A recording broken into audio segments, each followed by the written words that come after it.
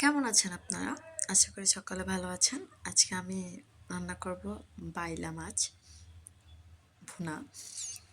বাজার থেকে মাঝারি সাইজের বাইলা মাছ নিয়ে এসেছিলাম। কেটে ধুয়ে পরিষ্কার করে রেখেছি। তারপর হচ্ছে একটা কড়াইয়াতে পেঁয়াজ কুচি, পেঁয়াজ, কাঁচামরিচ ভেজে নিলাম। তারপর এখানে মশলা নিয়েছিলাম। আমি এখানে হচ্ছে লবণ, হলুদ, একটু মাংসের মশলা, তারপর হচ্ছে একটু জিরা বাটা আর দিয়ে ভালো করে পানি দিয়ে একটু মিশিয়ে নিয়েছিলাম যাতে মশলাটা পুড়ে না যায়। তারপর হচ্ছে এটা তেলে দিয়ে দিয়েছি, ভালো করে নাড়াচাড়া করে নিয়েছি।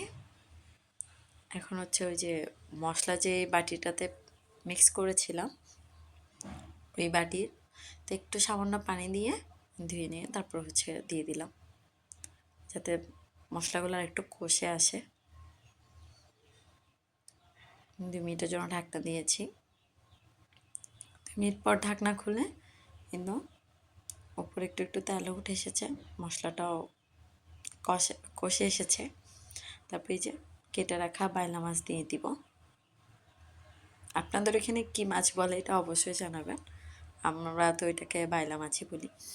তারপর হচ্ছে এই যে এখন ভালো করে উল্টে পাল্টে নিব একটু মশলার সাথে যাতে ভেঙে না যায়। আমি একদম হালকা হাতে নাড়াচাড়া করতেছিলাম।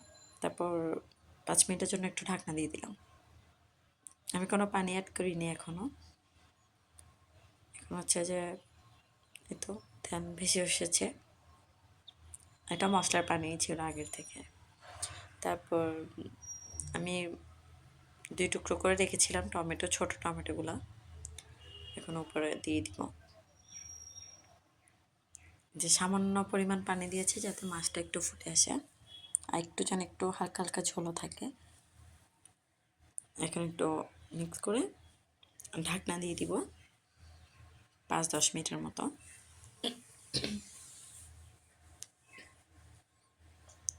তো 5 মিনিট পর ঢাকনা খুলেছি।